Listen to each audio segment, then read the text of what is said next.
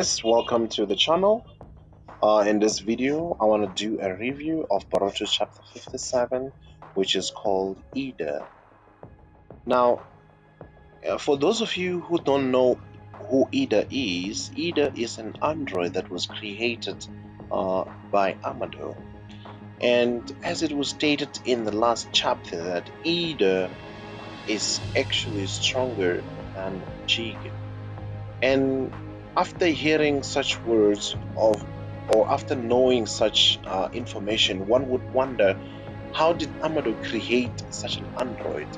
And what kind of material did he use to create an android like this?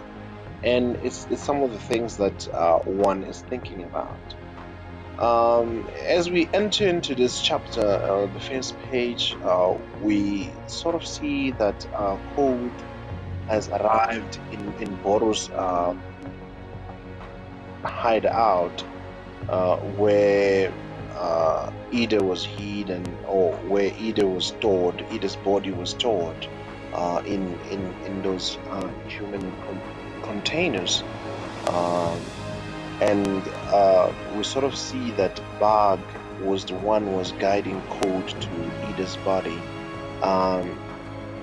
And also, it's Bug is surprised that Code knew about what Boru had done, which was to transgress to Jigen, meaning that he had disobeyed a direct order which was given by Jigen, and it makes Code even wonder what was Boru's intention around this, and also for Code to know and not report this to Jigen. I mean, it says something about the Kara organization. There was some level of disobedience that was happening behind the scene in the Kara organization, or maybe people wanted to have something to back themselves up against Jigen in future. I don't know, but I think it's something along those lines. When I begin to think about it, why would Boru do something like that, and why would Code do something like that? And now, as the chapter goes on in page 45, that Code's conversation continues, and Bug explains to Code that Eida's abilities would not allow Code to forcefully make him do or control Eida. And as Bug was trying to explain, Code activated his Wolverine claws, and he sort of like destroyed the container that Eida was stored in.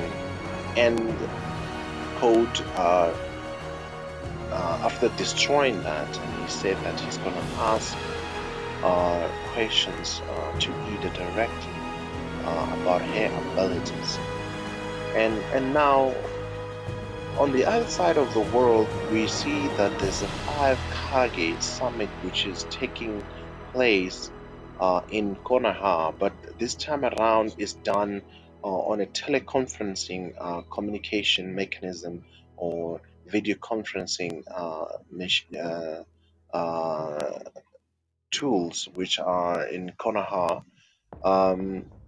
And the main discussion on this occasion of the 5 Kage Summit, it's regarding the threat that comes along with Code, and also the Kara organization as a whole being a threat, the remaining member of the Kara organization. And with that said, different Kages are being told what Konoha has been doing in terms of trying to locate all the Kara organizations, hideouts, and different dimensions which are there. And also in this meeting, it was then identified that the mission that Code is left out with would be to destroy or to get revenge for his former leader, who was Jigen or Inshiki Otsutsuki. That revenge would then involve the killing of Uzumaki Naruto, the Hokage of the Konoha village, and the killing of other several shinobis in the village, which would include Uchiha Sasuke, who's now left without the Rinnegan, or who has gotten his Rinnegan destroyed in the process of defeating Inchiki. Now, as it stands, it seems like the Raikage does not trust Amado, who is currently in the village, who was part of the enemy's base for such a long time, and this makes a lot of sense. And to Amado's rescue, Hokage Naruto expresses that because of Amado and his information that has been given the Konoha team, the Konoha was able to win the battle against Inshiki. And yes, indeed, it's true that Amado has provided Konoha with some wonderful intels, which has led to them being be able to, or which has enabled them to then defeat Inshiki Otsutsuki in a battle which seemed impossible for both Uchiha Sasuke and Uzumaki Naruto. And having said that, in my own opinion, I think that Amado is probably cannot be trusted. I think he cannot be trusted, but at the moment, I feel like he's got nothing to lose by giving Konoha the information that they need to be able to destroy the Kara organization. And once that is done, I feel like maybe we'll begin to see Amado's true plans after that. Because Amado, I believe that Amado might have some plans which were beyond the Kara organization, but for him to then achieve those plans, he needed to get rid of the Kara organization, and by so doing, he had now teamed up with Konoha to ensure that Konoha can destroy the Kara organization for him, so that he can continue with his plans. I think if Amado will destroy or would betray the Konoha, it will be after the destruction of the Kara organization. That's my opinion around trusting Amado. And one of the hard questions which were asked in this 5 Kage summit was that Naruto, if Naruto is ready to see his precious son turn into an Otsutsuki, and will he be ready to kill him if this is the case? And I think this is a difficult question and for Naruto, but he's prepared to do it as he says, and Uchiha Sasuke is also prepared to do it as well. And it's some of the things that the other Kages are particularly wanting to know how will Naruto react to this. And it's very important not only for the Konoha village, but for the entire Shinobi world to know that are they ready, are they prepared, both Uchiha Sasuke and Naruto, to take on Boruto if he can turn into Momoshiki Otsutsuki. And also Amado realizes that this is a difficult thing for Naruto to achieve, and after the Kage, the 5 Kage summit, we sort of see that Naruto went to visit Amado, who then explains that he also had a daughter who had passed away 12 years ago. And during this visit, we sort of see the Byakugan weakening pills. For the first time, Amado has prepared something like that. And as Amado explains the reasons for him to have created this. Naruto is still shocked that such pills existed to weaken the Byakugan. But in this instance, we see that Amado is trying to slow down the progression of the ossification of Boruto's cells in the karma progression as well. So now this is the pills which will help Naruto to slow down the process of uh, karma progressing in Boruto's body, and which I think Amado is a very clever guy to have developed such a pill. But initially, as he states in these panels, that this drug was created to weaken the Byakugan's power, but which is the original power of the Uzuzuki. And now I think Amado is done extremely well, and one would wonder, where did Amado get all this time to train, to train or to learn all of the scientific techniques that he has learned, and all of those abilities that he has displayed in the scientific world. And it's something that one would wonder, when did he learn this, and how did he become, or how did he become so good such that he is at this level in terms of his technological advancement in creating androids and creating pills and so on. And back to our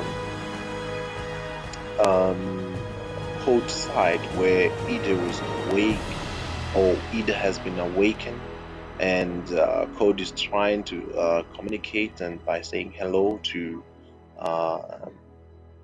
the to Eida, and we sort of see that Eida has ignored that question, and as she walks past Code, and Code is trying to use brute force to try and make her to talk, but um, this feat has proven to be useless because Code has already been captured under Eida's spell. And this is, for me, right here, this is a demonstration that Ida could be extremely dangerous. And in my own opinion, after just watching this few panels, or which will be uh, turned into scenes, you would sort of think that Hokage Naruto and Uchiha Sasuke are going to have a difficult time dealing with Ida. To be honest, I don't see how are they going to win against Ida and her abilities to capture people, and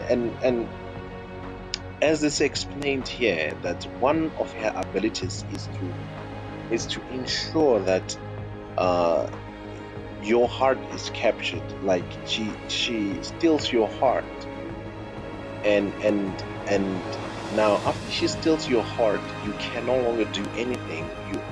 You actually like fall in love with her instantly after she becomes in contact with you. After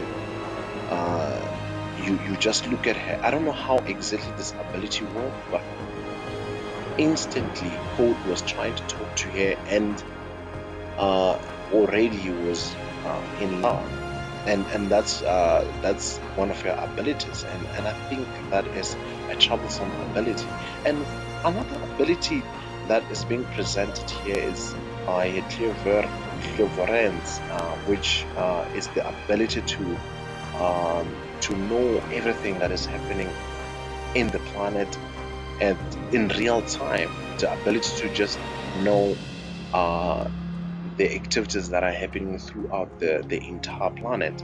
And I think that's a crazy ability to have. Not only she is able to see things in real time, but she's also able to see things that have happened in the past.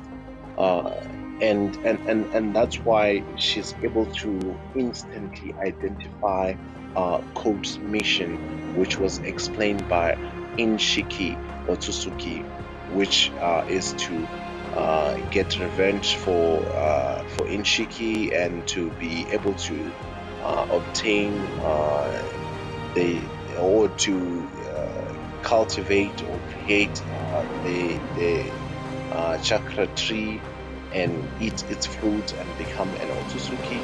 And I think those are some of the objectives that Code was given or Code inherited from Inchi. And now, with all of that in happening with Eida, and we sort of see that also Eida has missions of her own, which is to make sure that she destroys Amado or she kills Amado, which is also common with Code, because Code knows that Amado has betrayed the Kara organization, has betrayed the leader which he was looking up to.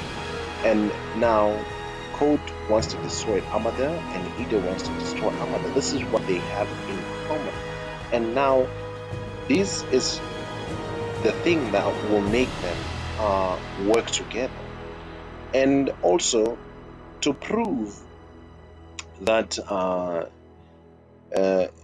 Eida's ability is working well, Eida has also expressed or has also alerted Code that the 5 Kage Summit is taking place, and the discussion on the table is about Code and how dangerous he had become to the Shinobi world.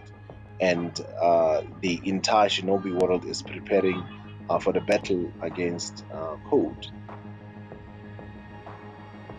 And now, this one of the reasons when she explains, or when Eida explains that